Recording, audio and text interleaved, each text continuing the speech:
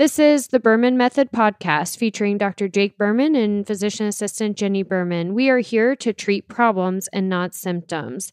Disclaimer, this podcast is for entertainment purposes only and not to treat anyone or to give medical advice. If you are interested in any information that we are giving and would like to use this for yourself, we recommend that you contact your primary care physician or reach out to us and ask us questions about yourself specifically. Enjoy. Can I get a mic check? Another mic check? Are you mic checking? Again, I've been mic checking for 60 seconds. Mic check, mic check. And we're back. The Berman Method podcast, where we are focused on treating problems and not symptoms. My name is Dr. Jake Berman here with my lovely, beautiful co-host, Jenni Berman, physician assistant. She's giving me this really awkward look right now because I didn't tell her that I pressed the record button as we're doing more mic checks. So was my mic check on the recording? I'm like, I've been mic checking for 60 seconds already. Let's go. She hates the mic checks. Hates it. Only because you make me do it forever. Like, how long does it take to see if it's working or not? As long as I say it takes. All right. Good morning. If you're listening to it in the morning. Yeah. What's happening? Hope everybody had a nice weekend. Or week. Depends on when they're listening to this. This is true. This is true. I'm sure everybody's waiting, anxiously waiting for this to be released every Monday at 7 a.m. I don't know what. Come on, will you just release it already? I just want to listen to it. Yeah, so that's why I think everybody's listening to it on Monday morning.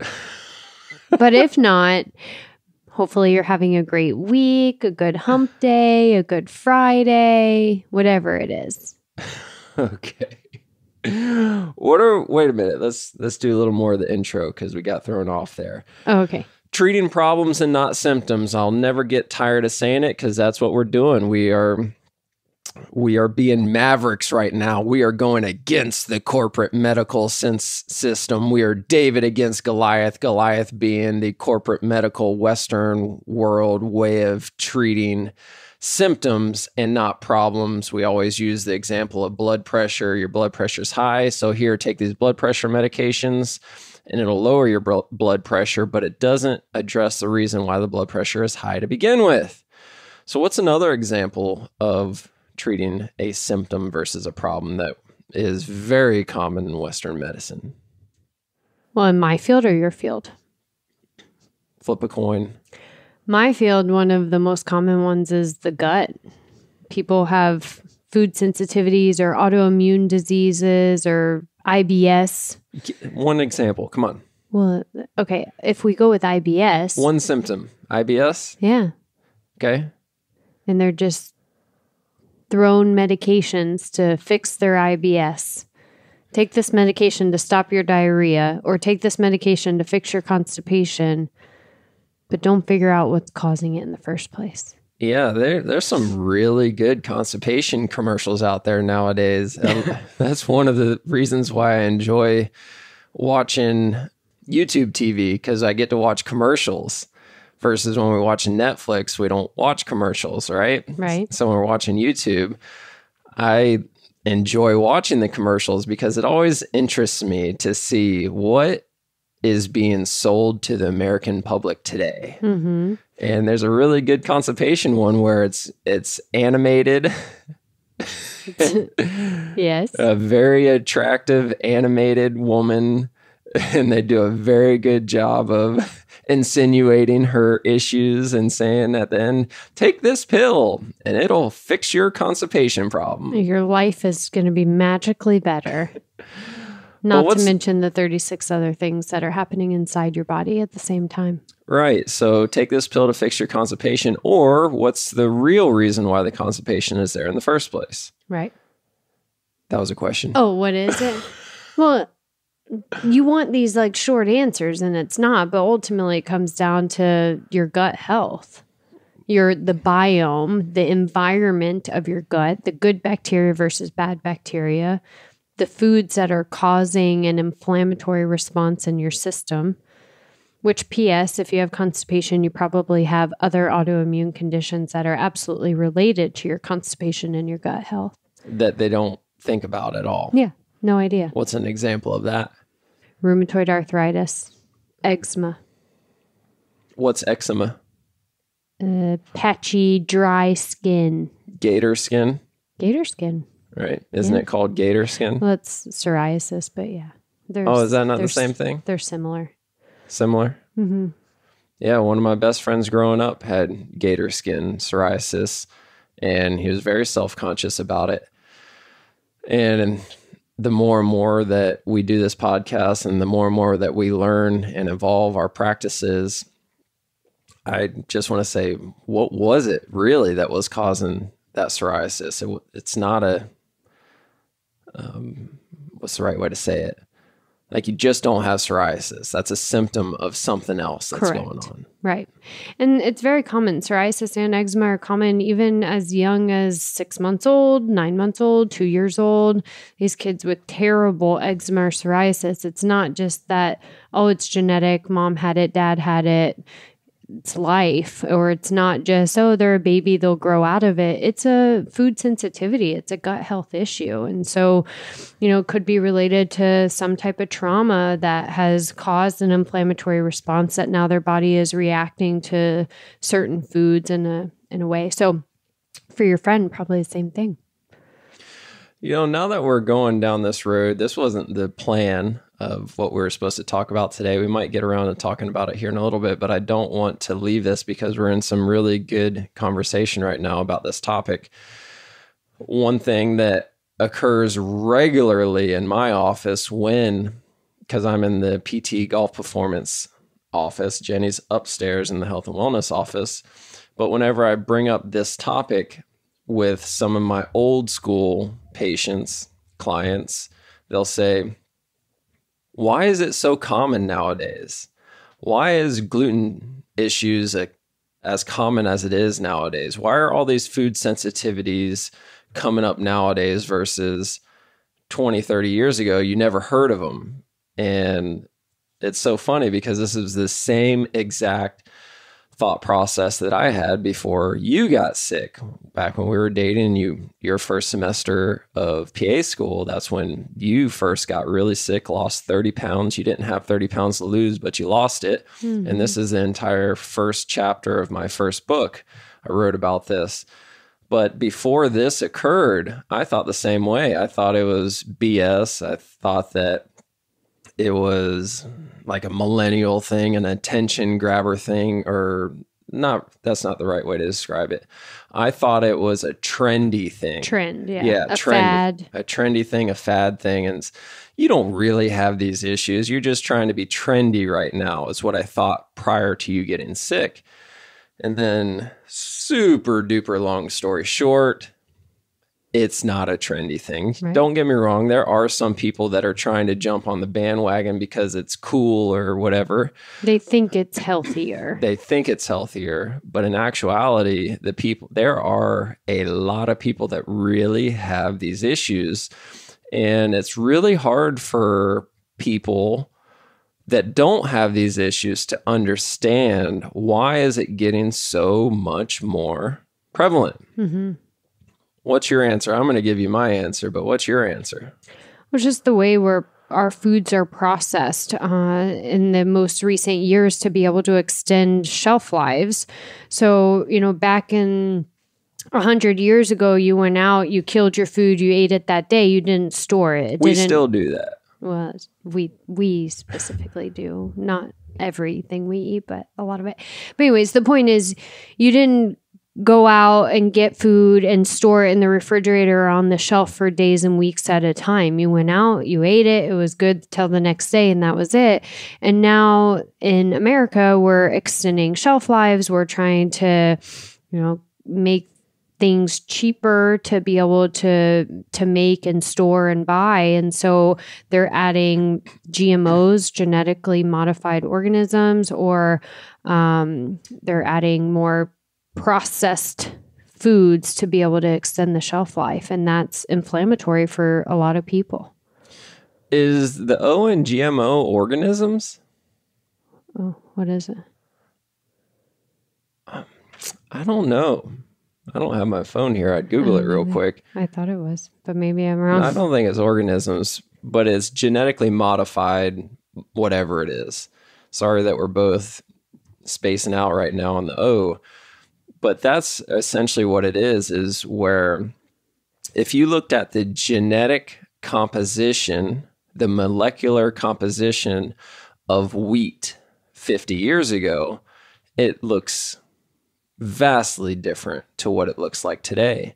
And the main reason for that is in order for us to keep up with the demand of our population, in order for us to be able to feed our population, we have to grow it much faster. So the chemists in the labs, they have to go in there and genetically modify the chemical makeup, the chemical composition of wheat, just using one example, wheat, but this is across the board, soybeans, corn, everything, so that it grows bigger, it grows faster. I'm sure that there's a lot of people listening to this that have seen those memes on Facebook or wherever where a grape today compared to the size of a grape today compared to a size of a grape 50 years ago, the size of an apple today compared to the size of an apple 50 years ago. Today, everything is way, way bigger. And it's because it's genetically modified to be bigger, grow faster, so that we could provide more food substance for a growing and growing population. So you have to modify it. The problem is our bodies cannot keep up with this rapidly altering genetic makeup. So that's where the issues arise, right? Yeah, I agree with that part of it, in addition to the additives that are being put into certain sources to be able to extend shelf lives too. Big time, yes. So, but both of those things are very inflammatory when it's constantly being introduced into the body, and it affects the makeup of the environment in the gut, which is what then leads to the breakdown of the gut lining and autoimmune disease. Right. So to put things in perspective, what's a good ratio? Let's say we have 1,000 restaurants in Naples. Of those 1,000 restaurants in Naples, how many of them are seed to table? How many of them are not serving you something that is straight up off of the Cisco truck or Cisco's brother, sister, cousin? It's a good question. Probably not very many. Tiny amount. 10 at the most is what my guess would be. If we have 10 restaurants in Naples out of 1,000 that are really, truly seed to table, really, truly made in the back, where this is what the menu is at the beginning of the evening, and you go there, you show up late, sorry, I can't serve it to you anymore because we're out of it. Mm-hmm. Like that doesn't happen. Right. Like it really doesn't happen. Right.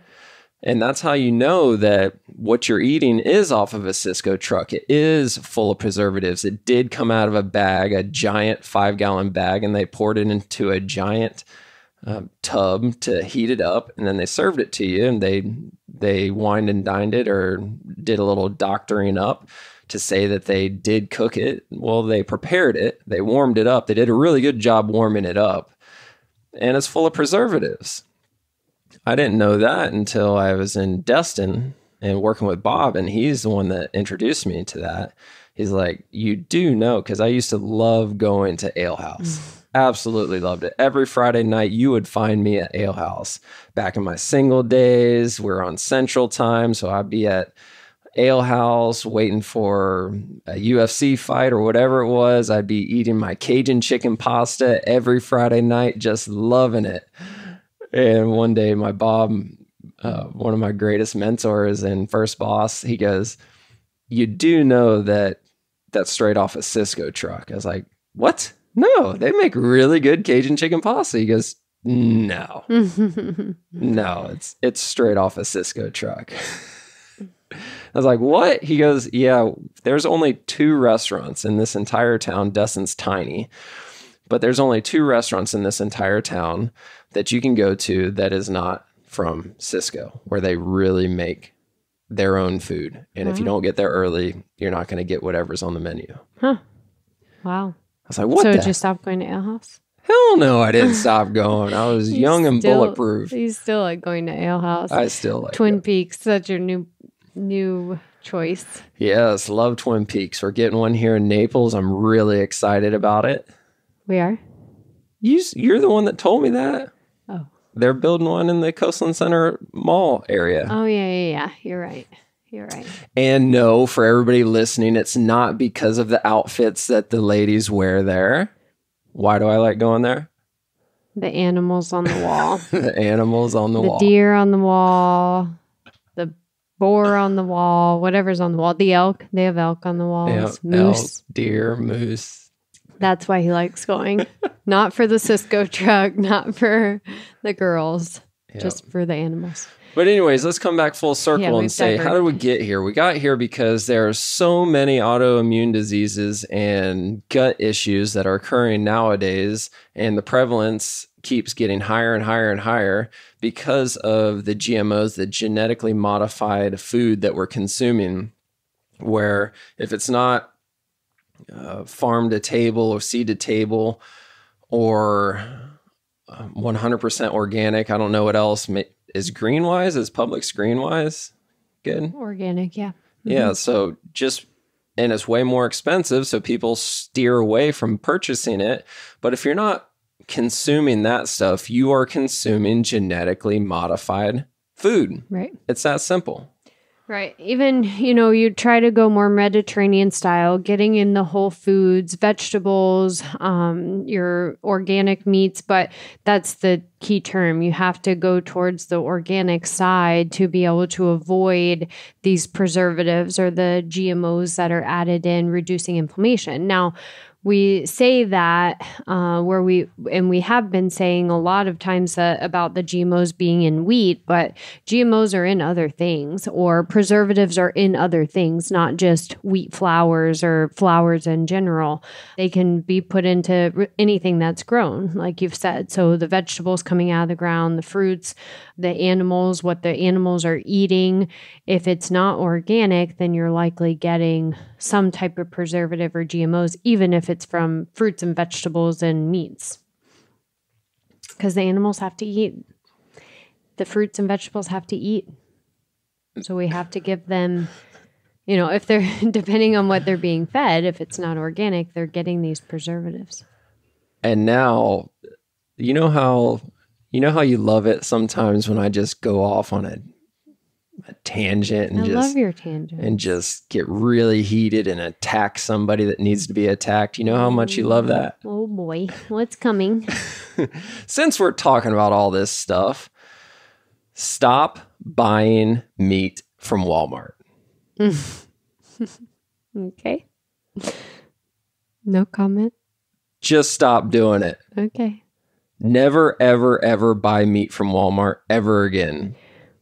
We don't specifically. He's talking to everyone else. Why am I saying this? I'm not getting in on this tangent. Well, it's relevant. So I'm going to bring it back, but it's relevant. There's a reason why Walmart's able to offer the lowest prices out of anybody. It's because they're essentially like mercenaries towards their meat providers, the farmers that do provide them pork and beef and those kind of things, that they're only willing to pay them X amount per pound from these farmers. And the only way these farmers can continue to survive is to put these pigs in cages and shoot them up with all of these steroids and everything else. They're not moving just so that they can shoot them up and grow them as fast as they possibly can. So they put on as much meat and as much fat as they possibly can as fast as possible so that they can stay in business, because Walmart's not going to pay them anymore, because if the farmer tries to negotiate a higher rate, the Walmart will we'll just say F you and go to the next person and do the same thing to the next person. So stop buying food from Walmart, specifically meat, because if you love and if you even like animals, if you give 2 cents about animals and animal cruelty and all that BS, you are the contributor to it if you're buying meat from Walmart. So I hope that I pissed somebody off by saying this, and I hope I woke some other people up by saying this. Stop buying meat from Walmart. Damn it. Soapbox done? Soapbox done. Okay. So try to buy organic.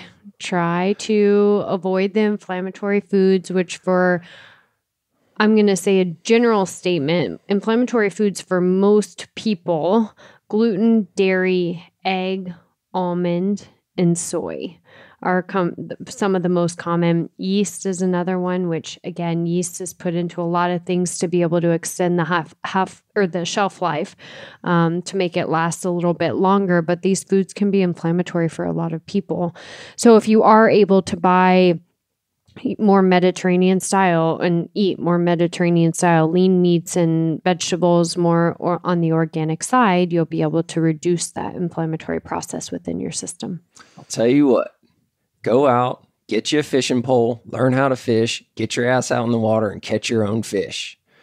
Then go and get you a bow and arrow, practice in your backyard, go out and sit in the woods, swatting mosquitoes for hours and hours on end, waiting for a deer to walk by, make an excellent shot. Then you got meat for about 3 months. There you go. There's your organic. Perfect. You got me all jacked up on this episode. And we weren't even supposed to be talking about this today, but this is where we're at. I hope it made a difference for somebody. But really, to bring it back to where we started, we're talking about treating problems and not symptoms. And we started this whole entire conversation by saying that your constipation is not just something that you were born with and you're going to have forever because your mom had it.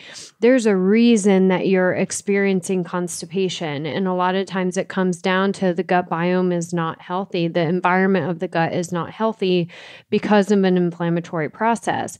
And then where we went from that is saying that if you have constipation, you likely have some other type of inflammatory response and autoimmune condition going on, whether that has to do with your thyroid or your skin issues or your migraines or joint pain, whatever it is, you most likely, if you're having constipation or diarrhea, really, are experiencing some other type of inflammatory responses. And what it comes down to is figuring out the foods that your body is reacting to and improving the whole environment of your gut, which is not just going to be done by taking a pill or taking a probiotic. Speaking of probiotics, we haven't talked about those in a long time. We don't got time today. Well, point is, a probiotic's not going to fix all your problems. So we really have to dive deep in figuring out what is the problem. I was just listening to podcasts. I think it was a Joe Rogan podcast last week. And it was one of the old podcasts. So I don't know if this is still on. I think it was from 2020 or so.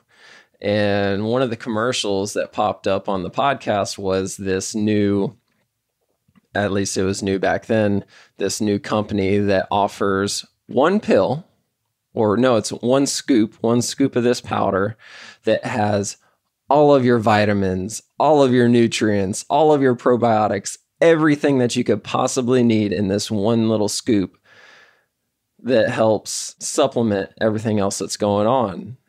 That is really attractive to so many people that are saying, wait a minute, I don't have to eat these vegetables. I don't have to eat healthy. I can just take this one scoop. Now, whether or not it really was legit or not is not the point here. The point is, it was an easy pill, right? Probiotics are an easy pill. There's a reason why you're taking those probiotics, or at least there should be a reason why you're taking those probiotics.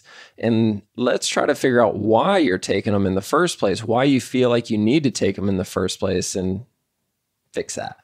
Right. Okay. I don't want to get into too much more. Let's wrap it up since we talked about nothing about what we originally wanted to talk about today. Tune in next week to figure out what we were actually supposed to be talking about today. Come back and join us. Until then, don't buy meat from Walmart. I was actually about to say, go to Greenwise. That was a positive thing. Yeah. Don't be negative. Yeah, and on a positive. go spend a whole lot more money at Greenwise than you do at Walmart, damn it. Oh my gosh. Okay, ciao for now. See ya. Thank you for subscribing on your social media and podcast platforms to the Berman Method. Dr. Jake Berman with Berman Physical Therapy and Jenni Berman, Physician Assistant with Berman Health and Wellness. You can find more information on our website, www.bermanpt.com for physical therapy, bermanpt.com/wellness for the health and wellness. You can also find us on social media, Facebook, Instagram, and on your podcast platform. So be sure to follow us, like us, subscribe to us. And if you would like any further information, definitely visit our website and reach out to us. You may also find our free reports on the websites as well, where you can download this free information for yourself. Have a great day.